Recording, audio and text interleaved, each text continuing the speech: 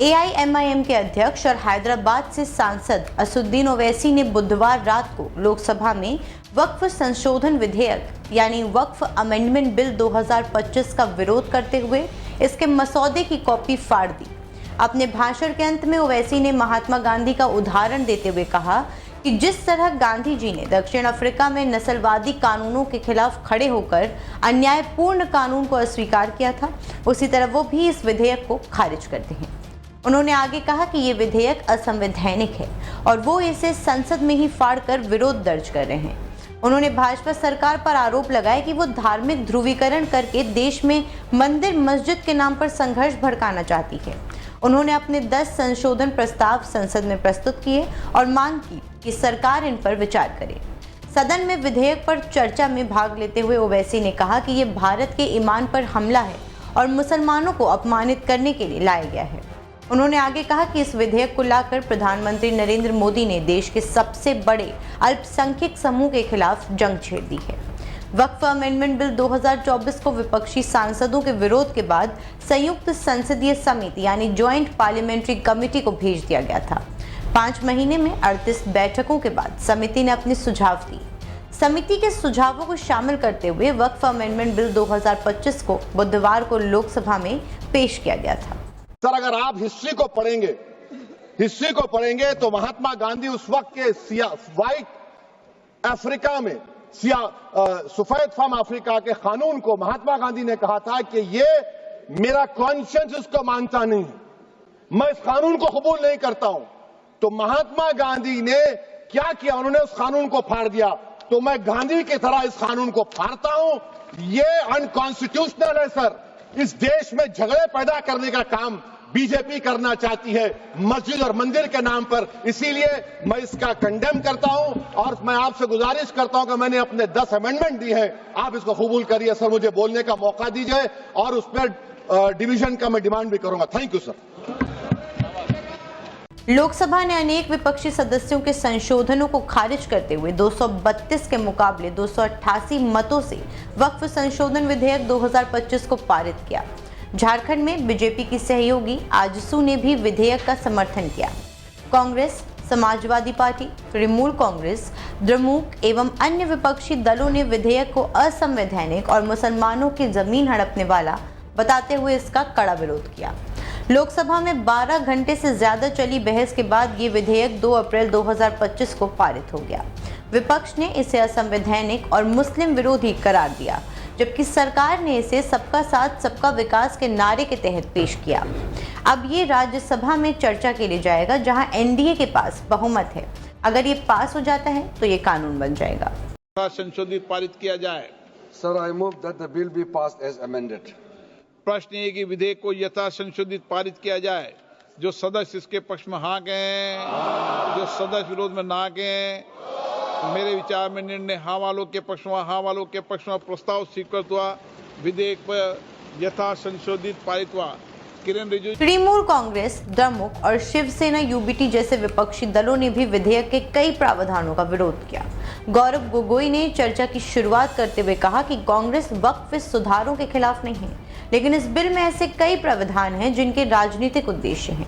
उन्होंने सवाल उठाया कि अगर सरकार मुसलमानों को धार्मिक प्रमाण पत्र देगी तो क्या बाकी धर्मों से भी प्रमाण पत्र मांगे जाएंगे।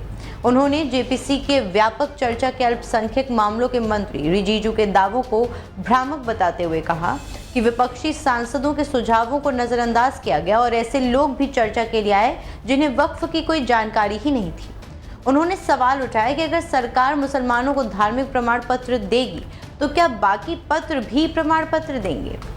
कांग्रेस नेता ने भाजपा पर आरोप लगाया कि वो मुस्लिम महिलाओं और बच्चों के प्रति संवेदनशीलता का दिखावा कर रहे हैं, जबकि उसका असली मकसद सांप्रदायिक सद्भाव को नष्ट करना है।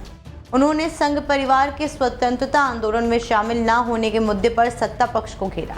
गोगोई ने कहा कि जिस कौम ने 1857 में मंगल पांडे के साथ बलिदान दिया और भारत छोड़ो आंदोलन में भाग लिया, भाजपा उसकी प्रतिष्ठा को धूमिल करना चाहती है।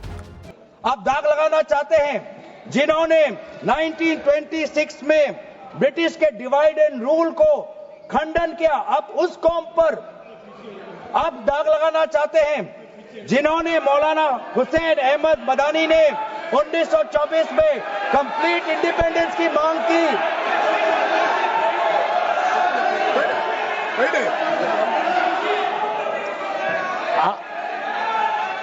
जब आप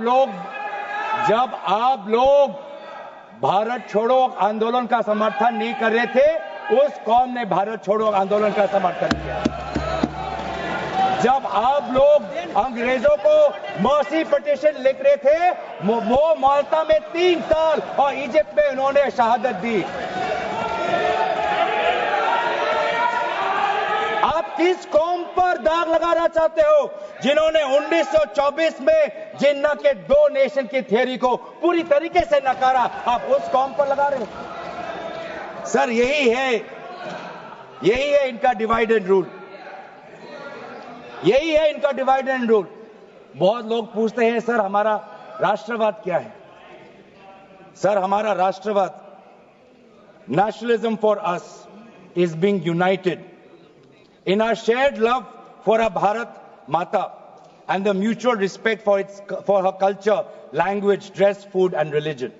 It is the love for our national flag, the तिरंगा, जिसकी सम्मान आपने नहीं की थी। सरकार और बीजेपी का कहना है कि ये विधेयक वक्फ संपत्तियों के प्रबंधन में पारदर्शिता और जवाबदेही लाएगा। किरेन रिजिजू ने कहा कि इसके किसी धार्मिक स्वतंत्रता में हस्तक्षेप नहीं होगा, बल्कि गरीब मुस्लिम महिलाओं और बच्चों को अधिकार मिलेंगे।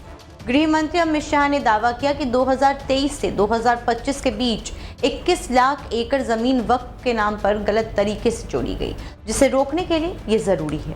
बीजेपी सांसद अनुराग ठाकुर ने इसे भ्रष्टाचार और अत्याचार का अड्डा खत्म करने की दिशा में कदम बताया है। वक्फ अरबी भाषा में निकला एक शब्द है जिसका ओरिजिन वकूफा शब्द से हुआ है। वकूफा का मतलब होता है ठहरना, रोकना या प्रतिबंधित करना। इसी शब्द से बना वक्फ, जिसका मतलब होता है संरक्षित करना। इस्लाम में वक्फ का अर्थ संरक्षित की गई उस संपत्ति से है जो जन कल्याण के लिए उपयोग की जाती है। ये एक तरीके का दान जैसा ही होता है और इसका दानदाता चल या अचल संपत्ति दान कर सकता है। जन कल्याण के लिए जो भी दान कर दिया जाए उसे संरक्षित करना ही वक्फ है। अब इसमें घर, खेत, जमीन, मैदान ही शामिल नहीं है, बल्कि पंखा, कूलर, साइकिल, टीवी, फ्रिज भी आ सकते हैं। शर्त यही है कि इसे जन कल्याण के मकसद से दान किया गया हो। जो ये दान देते हैं ऐसे दानदाता को वाकिफ कहा जाता है। वाकिफ ये भी तय कर सकता है कि जो दान दिया गया है उसका या उससे होने वाली आमदनी का इस्तेमाल कैसे होगा। अगर कोई दानदाता यानी कि वाकिफ ये कहता है कि उसके दिए गए दान से होने वाली कमाई सिर्फ यतीम बच्चों यानी ऑर्फन्स के लिए खर्च होगी, तो ऐसा ही किया जाएगा। साल 1913 में वक्फ बोर्ड को औपचारिक रूप से ब्रिटिश सरकार ने शुरू किया था और बाद में साल 1923 में वक्फ एक्ट बनाया गया, जिसने इसे कानूनी आधार दिया। हालांकि ये तब सिर्फ व्यक्तिगत स्तर पर था, जहां लोग गरीबों की मदद, शिक्षा या धार्मिक कामों के लिए अपनी संपत्ति दान कर देते थे। आज़ादी के बाद पहली बार साल 1954 में वक्फ अधिनियम संसद में पारित किया गया। साल 1995 में इसे एक नए वक्फ अधिनियम में बदला गया, जिसने वक्फ बोर्ड को और ज्यादा शक्ति दी। ताकत बढ़ने के साथ अतिक्रमण और वक्फ संपत्तियों के अवैध पट्टे और बिक्री की शिकायतें भी बढ़ गई। साल 2013 में अधिनियम में संशोधन किया गया, जिससे वक्फ बोर्डों को मुस्लिम दान के नाम पर संपत्तियों का दावा करने के लिए असीमित अधिकार दिए। संशोधनों ने वक्फ संपत्तियों की बिक्री को भी असंभव बना दिया। अब सरकार ने वक्फ बिल के साथ कुछ परेशानियां बताई हैं। आइए यहाँ संक्षेप में समझते हैं।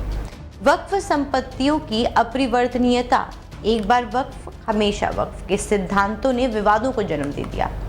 कब्जे की शिकायतें, कानूनी विवाद और मिसमैनेजमेंट, वक्फ संपत्तियों का अधूरा सर्वेक्षण, कोई न्यायिक निगरानी नहीं, वक्फ ट्रिब्यूनल्स के फैसलों को हाईकोर्ट या दूसरी अदालतों में चुनौती नहीं दी जा सकती, वक्फ कानूनों का दुरुपयोग, वक्फ अधिनियम की संवैधानिक वैधता यानी वक्फ अधिनियम केवल एक धर्म पर लागू होता है जबकि अन्य के लिए इसके समान कोई कानून मौजूद नहीं।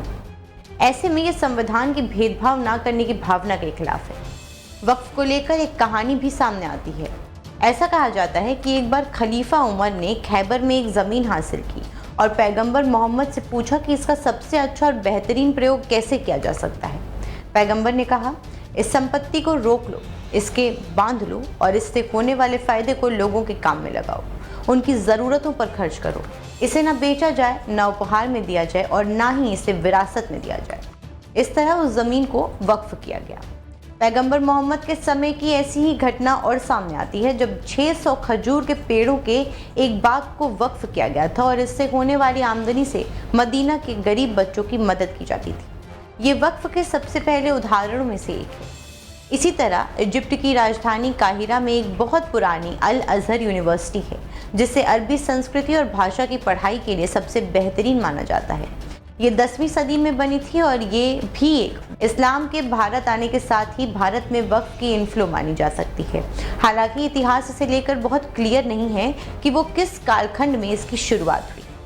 बहरहाल वक्फ संशोधन विधेयक का मकसद भले ही सुधार और पारदर्शिता लाना हो, लेकिन इसके कुछ प्रावधानों ने इसे विवादों में डाल दिया।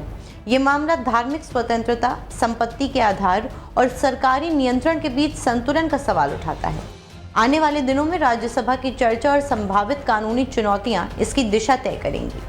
कुल मिलाकर वक्फ एक धार्मिक मसला है, लेकिन इसका एक सच ये भी है कि इसमें धर्म कम ही रह गया है और नीयत बदल गई है। इस नीयत में सुधार की जरूरत है। केंद्र सरकार जो संशोधन बिल ला रही है उससे ये सुधार कितना प्रभावी होगा, ये देखने वाली बात होगी।